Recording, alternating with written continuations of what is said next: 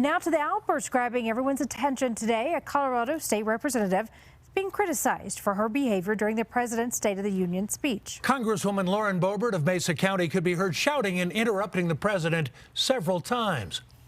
A cancer that would put them in a flag-draped coffin. I know. One of those soldiers was my son, Major Bo Biden. Quite the scene. Political specialist Sean Boyd is here. And Sean, despite the intense criticism today, some people say all this attention is exactly what Boebert was after. And they would be right. She's using that outburst last night to raise money today. Boebert seems to thrive on shock value. She's been making waves since she got to D.C. last year.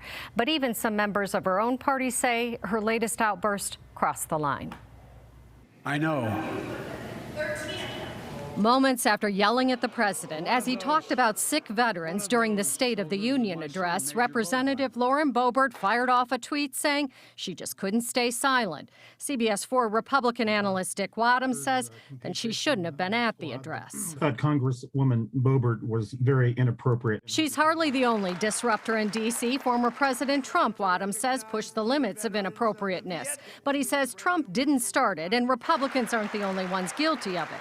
Recalling House Speaker Pelosi ripped up Trump's State of the Union address, and Hillary Clinton referenced Trump's supporters as deplorables. It doesn't stop, Sean, until both parties do some policing of this activity. Good luck in a closely divided Congress. It is hard for leadership on both chambers to scold their members because they lose one or two and they can't pass anything. CBS 4 Democratic analyst Mike Dino says social media encourages style over substance. You know, these fireflies tend to get the attention because they're buzzing around, showing off their lantern all the time.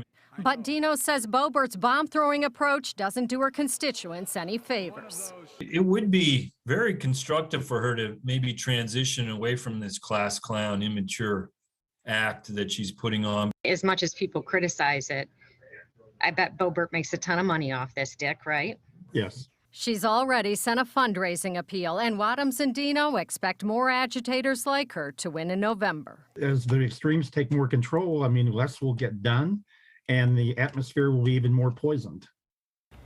Colorado Republican Congressman Ken Buck sent me a statement today saying Boebert reacted the way she did due to genuine outrage over the withdrawal from Afghanistan. He says she feels the president is getting a pass on the disaster. But he also said this: I am a firm believer in decorum, and I believe that we have seen a lack of it as our politics have become increasingly toxic.